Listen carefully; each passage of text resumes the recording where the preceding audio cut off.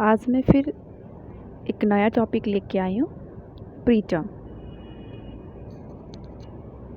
Preterm में क्या क्या आ सकता है, प्रीटर्म क्या है, उसका कॉजेज़ क्या है, कैरेक्टरिस्टिक्स और मैनेजमेंट कैसे करेंगे तो हम प्रीटर्म बेबी का। सबसे पहले ये जानना ज़रूरी है कि प्रीटर्म है क्या। ये वर्ड मतलब दो सफिक्स मिलके बना है, pre plus term. Pre means कुछ भी मतलब टाइम से पहले या पहले आता है तो उसको बोलते हैं प्री। टर्म का मतलब होता है जो एक डिलीवरी का गेस्टेशन वीक होता है 38 to 42 वीक्स, उससे उस बिटवीन मतलब डिलीवरी होना चाहिए, लेकिन उससे पहले इफ़ डिलीवरी होता है बेबी तो उस बेबी को हम बोलते हैं प्रीटर्म बेबी। तो प्रीटर्म का डेफिनेशन क्या है?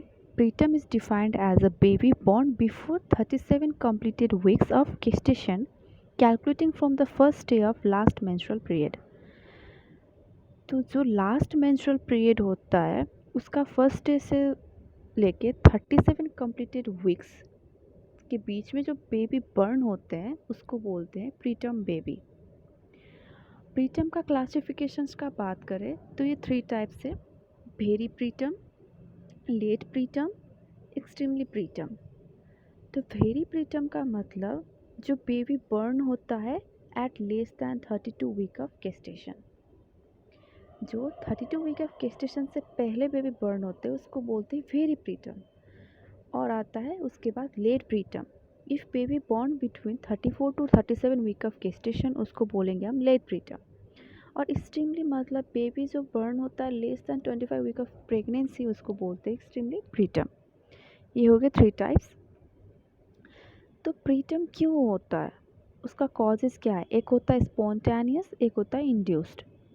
मतलब स्पॉन्टेनियस मतलब एकदम डिलीवरी के जो प्रेगनेंसी के टाइम होते हैं उसी के टाइम में कुछ भी रीज़न से प्रेगनेंसी रिलेटेड से स्पॉन्टेनियस मतलब होता है। इंड्यूस्ड मतलब जो प्रेगनेंसी के टाइम में जो मदर्स खुद का केयर नहीं ले पाती और जैसे हो गया सब्सटेंस एब्यूज जो मदर्स करती है, जो फिजिकल एक्सरसाइज ज़्यादा नहीं है, ओबेसिटी है, उस टाइम में मतलब इंड्यूस्ड मतलब प्रेगनेंसी के टाइम में होता है, वो होता है इंड्यूस्ड। तो स्पॉन्टेनियस में क्या क्या होता है, जैसे एंटीपार्टम हेमोरेज, जो मतलब डिलीवरी के टाइम में जो एक्सेस ब्लीडिंग होता है, एंटीपार्टम हेमोरेज, माल न्यूट्रिशन, जो प्रेग्नेंट के टाइम में जो मदर को जो न्यूट्रिएंट्स लेना चाहे बैलेंस न्यूट्रिशन जो मदर नहीं लेती उसकी वजह से क्या होता है मैटरनल माल न्यूट्रिशन। क्रॉनिक मैटरनल इन्फेक्शन जैसे हो गया रूबेला, मम्स, और very young and married mother, मतलब बहुत जो एक एज होता है उससे पहले ही मतलब जो शादी मैरिज होता है और उस टाइम में कंसेप्शन जो होता है उससे भी बहुत सारे कॉम्प्लिकेशंस आते हैं। Too frequent child birth and history of previous preterm delivery, मतलब बर्थ स्पेसिंग नहीं है, मतलब एक के बाद दूसरा मतलब बहुत फ्रीक्वेंट चाइल्ड बर्थ है और जिसका पहले प्रीटर्म मतलब डिलीवरी हो चुका है उसका हिस्ट्री। और जो मदर्स सीक्रेट स्मोकिंग करती है ड्यूरिंग प्रेगनेंसी, या फिर माँ को कोई भी स्ट्रेस है, फिज़िकल एक्सर्शन है, काम का ज़्यादा वर्कलोड है, मल्टीपल प्रेगनेंसी, बाइकॉर्नुएट यूटेरस, इसका मतलब होता है जो यूटेरस का एक नॉर्मल शेप एंड साइज़ होता है वो कुछ कॉम्प्लिकेशंस की वजह से उसका साइज़ क्या होता है डिक्रीज होने लगता है। उसके बाद आता है इंड्यूस्ड। इंड्यूस्ड में आता है हमारा मैटरनल डायबिटीज़ मेलाइटस, इक्लैम्सिया, मतलब जो प्रेगनेंसी के टाइम में जो हाइपरटेंशन होता है उसको बोलते हैं eclampsia, fetal hypoxia and fetal distress, means जो फिटस होता है उसको प्रॉपर ऑक्सीजन का मतलब रीच आउट नहीं होता जिसकी वजह से फिटल हाइपोक्सिया और फिटल में डिस्ट्रेस होना, एंटीपार्टम हेमोरेज, प्लासेंटल डिसफंक्शन, जो प्रेगनेंसी के टाइम में जो बेबी को सारा न्यूट्रिशंस का प्लासेंटा के थ्रू मिलता है तो उसका कुछ रीजंस की वजह से डिसफंक्शन हो जाना, इसलिए होता है प्लासेंटल डिसफंक्शन। अब प्रीटर्म बेबी तो डिलीवर हो गया तो उसको मैनेजमेंट कैसे करेंगे, तो सबसे पहले care of preterm baby at birth, मतलब जब बेबी का बर्थ होता है तो प्रीटर्म बेबी है तो ऑब्वियसली उसको क्या करेंगे, सबसे पहले efficient resuscitation and prevention of hypothermia are important, मतलब उसका रेस्पिरेशन प्रॉपरली नहीं हो पाता जिसके लिए हम क्या करेंगे, उसको रिससिटेशन प्रोवाइड करेंगे। और जो बेबी का हाइपोथर्मिया मतलब जब टेम्परेचर मतलब लो होना, तो उससे बेबी को मतलब कैसे हम उसको वार्म प्रोवाइड कर सकते हैं टू प्रिवेंट द हाइपोथर्मिया, वो बहुत इम्पोर्टेंट है। और बेबी को मतलब क्लॉट कैंपिंग जो करते हैं वो विथिन 1 to 3 मिनट्स करते हैं नॉर्मल डिलीवरी, पर यहाँ पे प्रीटर्म बेबी है तो उसके लिए हम क्या करेंगे, कॉर्ड क्लैंपिंग हम डिले भी कर सकते हैं, लेटली कर सकते हैं। बेबी को इंट्यूबेशन करेंगे LBW का यहाँ जो है लो birth wait babies.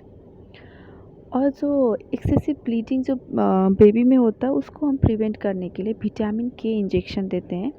For term baby हम 1 mg देते हैं, तो प्रीटर्म बेबी के लिए 0.5 mg देते हैं, और उसका रूट है इंट्रामस्कुलर। और इतना करने के बाद हम बेबी को कहाँ शिफ्ट करेंगे, NICU शिफ्ट करेंगे जब बेबी का ब्रीथिंग इस्टेब्लिश्ड हो जाता है। फिर सेकेंड में अब केयर एट NICU में बेबी का केयर कैसे करेंगे। बेबी को सबसे पहले हम क्या करेंगे, soft comfortable Nestlé cushion bed provide करेंगे। अब बेबी का ज़्यादा स्टिमुलाई प्रोवाइड नहीं करेंगे, वो अवॉइड करेंगे, और जितना हो सके वार्मथ प्रोवाइड करेंगे। NICU में तो रेडिएंट वार्मर भी होता है जिससे वार्मथ प्रोवाइड होता है। और बेबी का केयर प्रॉपर तरीके से करने के लिए जो भी एनाल्जेसिया सेडेशन है वो मतलब इफ़ेक्टिव होना चाहिए।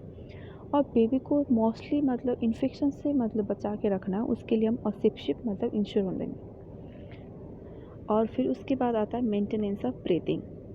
बेबी का ब्रीथिंग कैसे मेंटेन रखेंगे, उसके लिए हमको बेबी को मतलब प्रॉपर पोजीशन प्रोवाइड करना पड़ेगा। दूसरा होता है ऑक्सीजन सप्लाई करना पड़ेगा। तो बेबी का पोजीशन कैसे होगा, तो बेबी का नेक स्लाइटली एक्सटेंड होना चाहिए, जिसकी वजह से क्या होगा, एयर पैसेज क्लियर होगा अच्छे से। और एयर पैसेज को क्लियर करने के लिए हम सक्शनिंग भी कर सकते हैं। फिर हम क्या करेंगे, O2 एडमिनिस्टर करेंगे। जब मतलब SpO2 जब फुल हो जाएगा 85% से बिलो, तो हम क्या करेंगे, तभी O2 एडमिनिस्टर करेंगे। और जब 90% से एबो SpO2 हो जाएगा तो हम क्या करेंगे, O2 को विड्रॉ कर देंगे। ये हम हो गया मेंटेनेंस ऑफ ब्रीदिंग करने के लिए। अब आता है बात मेंटेनेंस ऑफ टेम्परेचर। एक बेबी का नॉर्मल टेम्परेचर होता है 36.5 to 37.5 डिग्री सेल्सियस। तो बेबी को सबसे पहले कैसे मतलब टेम्परेचर मेंटेन करेंगे, तो सबसे पहले बेबी को हाइपोथर्मिया से प्रिवेंट करने के लिए हम वार्मथ प्रोवाइड करेंगे। NICU में उसके लिए रेडिएंट वार्मर होता है, उसके नीचे बेबी को रखा जाता है, जिससे मतलब बेबी वार्म रहते हैं, और बेबी का टेम्परेचर जो है नॉर्मल उसमें मेंटेन करते हैं। फिर आता है प्रिवेंशन ऑफ नोसोकोमियल इन्फेक्शन। अब इन्फेक्शन से बेबी को कैसे प्रोटेक्ट करेंगे, मतलब जब भी हम बेबी को टच करेंगे प्रॉपर हैंड वॉशिंग करेंगे, और मतलब जो खाली हाथ से बेबी को ज़्यादा टच नहीं करेंगे। और जो भी मतलब early diagnosis and prompt treatment of infection. If baby already infected है तो उसको हम पहले ही मतलब डायग्नोस करके प्रॉपर ट्रीटमेंट प्रोवाइड करेंगे। उसके बाद आता है मेंटेनेंस ऑफ न्यूट्रिशन। न्यूट्रिशन कैसे मेंटेन करेंगे, तो प्रीटर्म बेबी का, तो calories need of non growing LBW low birth weight babies during first week of life are 60 kilo calorie per kg per day. जो पहले हफ्ते के जो बेबी आफ्टर डिलीवरी जो फर्स्ट वीक होता है, तभी उनको 60 किलो कैलोरी के पर kg पर डे चाहिए ना, उस हिसाब से हम न्यूट्रिएंट्स बेबी को प्रोवाइड करेंगे। उसके 1 से 2 वीक के बाद बेबी को मतलब 120 to 150 kilo calorie per kg per day चाहिए, उस हिसाब से हम एक बेबी का न्यूट्रिशन प्रोवाइड करेंगे। फिर आता है जेंटल रिथमिक स्टिमुलाई। बेबी को रिफ्लेक्स प्रोवाइड करने के लिए हम उनको बेबी को जेंटल टच करेंगे, जेंटली मसाज करेंगे, कॉर्डलिंग करेंगे, स्ट्रोकिंग करेंगे, फ्लेक्सिंग करेंगे। ये सब करके बेबी को क्या मतलब थोड़ा उनको बेबी को लगे कि कुछ रिफ्लेक्सेस है, उनको मतलब वो प्रोवाइड करना है, और विजुअल इनपुट्स देना है। फिर उसके बाद family support, discharge planning and follow up.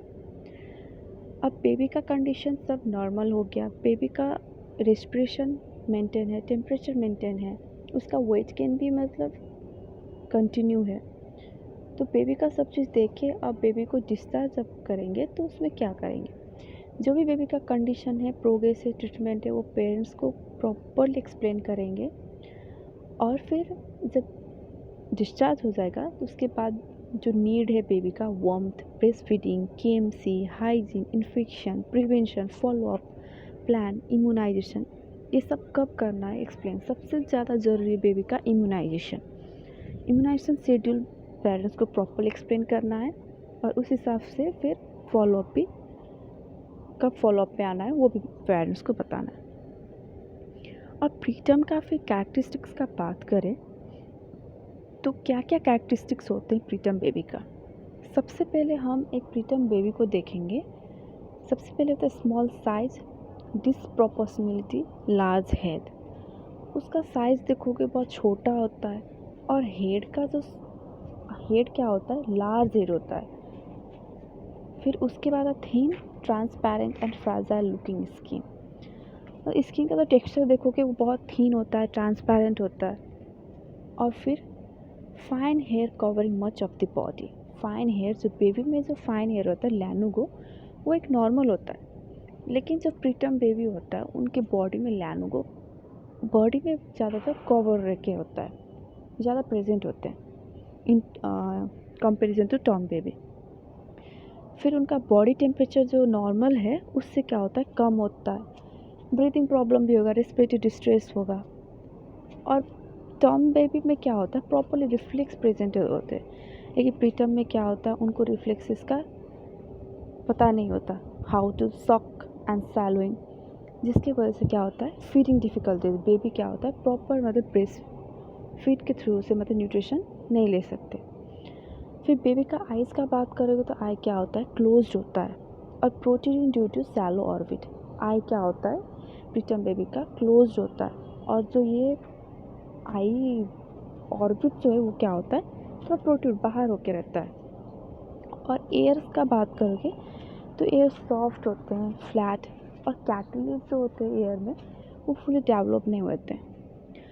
और फिर बेबी का ब्रेस्ट नूडल्स का जो बात करेंगे वो एब्सेंट होता है या फिर लेस दैन 5 mm होता है। और नेल्स देखोगे बेबी का वो शॉर्ट होते हैं और जो नेल्स होते हैं वो फिंगर के टिप्स तक ग्रो नहीं होते हैं। और deep crease over soles and palm are absent.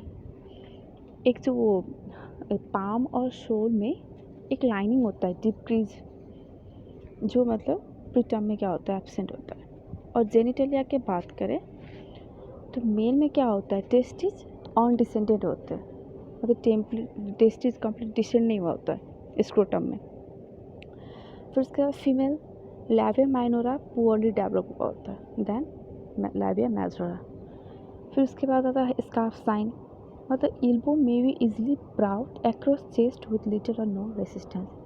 Scarf sign में क्या होता है, जो बेबी का एल्बो होता है उसको इजीली हम कहला सकते हैं चेस्ट में विथ नो रेसिस्टेंस। फिर heel to ear manoeuvre means heel को ईजिली कहाँ ला सकते हैं, एयर में विथ नो रेसिस्टेंस। ये सब हो गया प्रीटर्म का डेफिनेशन क्या है, कैरेक्टरिस्टिक्स क्या है, टाइप्स क्या है और मैनेजमेंट कैसे करेंगे। तो एक बार फिर से मैं रिवीजन कर देती हूँ। प्रीटर्म मतलब जो बेबी जो गेस्टेशन वीक होता है, एक normal gestation week 38 to 42 weeks of gestation, उससे पहले बेबी डिलीवर हो रहे हैं तो उसको हम प्रीटर्म बोलेंगे। उसका 3 टाइप्स है, very preterm, late and extremely preterm. Causes का बात करेंगे तो 2 टाइप्स है, स्पॉन्टेनियस और इंड्यूस्ड। और फिर मैनेजमेंट कैसे करेंगे बेबी को, सबसे पहले जो बर्थ के टाइम में तभी हम उनका क्या करेंगे, सबसे पहले हम ब्रीथिंग पैटर्न हम उनका इस्टेब्लिश करेंगे। उसके बाद बेबी को हम शिफ्ट कर देंगे NICU। फिर NICU में जो बेबी का नीड्स है उस हिसाब से हम क्या करेंगे, केयर प्रोवाइड करेंगे। फिर उसका जो ब्रीथिंग मतलब एबनॉर्मल है हम उसको ब्रीथिंग को नॉर्मल करेंगे। फिर टेम्परेचर मेंटेन करेंगे। फिर बेबी को इन्फेक्शन से बचाने के लिए हम प्रॉपर हैंड वॉशिंग करेंगे, असेप्टिक टेक्निक प्रोवाइड करेंगे। और फिर न्यूट्रिशन मेंटेन करेंगे। और बेबी को मतलब रिफ्लेक्स का मतलब फील हो बोल के हम उनको जेंटल रिथमिक स्टिमुलाई भी प्रोवाइड करेंगे।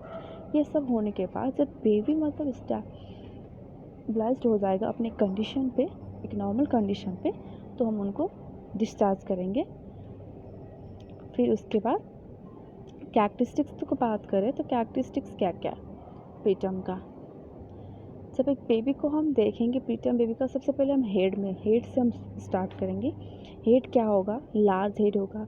बॉडी का साइज़ देखोगे छोटा साइज होगा। आइज़ का बात करेगा, आई क्या होगा, क्लोज्ड होगा और प्रोट्रूडेड होगा due to shallow orbit. Ear soft होगा, कार्टिलेज फुली डेवलप नहीं होगा। फिर उसके बाद उसका टेम्परेचर क्या होगा, कम होगा। रेस्पिरेशन क्या होगा, डिस्ट्रेस होगा, एबनॉर्मल रेस्पिरेशन, ब्रीदिंग पैटर्न होगा। फिर जो लैनुगो होता है, लैनुगो मतलब फाइन हेयर जो प्रेजेंट होते हैं बेबी में, वो ज़्यादातर बॉडी में कवर होके रहता है, प्रेजेंट होते हैं। फिर उसके बाद ब्रेस्ट नोड्यूल्स जो देखेगा वो एब्सेंट होता है और लेस देन 5 mm होता है। फिर नेल्स बहुत छोटा छोटा होना और फिंगर टिप्स तक का ग्रो अप नहीं होता है। और जेनेटलिया का मेल का देखोगे तो अनडिसेंडेड टेस्टिज होता है। फीमेल का क्या होता है, लाबिया माइनोरा पुअरली डेवलप होते हैं या मेजोरा। इतना लिखने से कैरेक्टरिस्टिक्स के लिए काफ़ी है। और यहाँ जो बेबी में जो एक रिफ्लेक्शंस प्रेजेंट होना चाहिए to get the nutrition through the breast milk, वो एक होता है सॉकिंग एंड सैलिन रिफ्लेक्स, वो एब्सेंट होता है, जिसकी वजह से बेबी को फीडिंग डिफ़िकल्टीज होती है। इसलिए NICU वगैरह में क्या करते हैं, उनको फार्मूला फीडिंग दिया जाता है। सो आई होप आप सभी को ये समझ में आया होगा। इफ़ आया है तो please do like and subscribe. Thank you.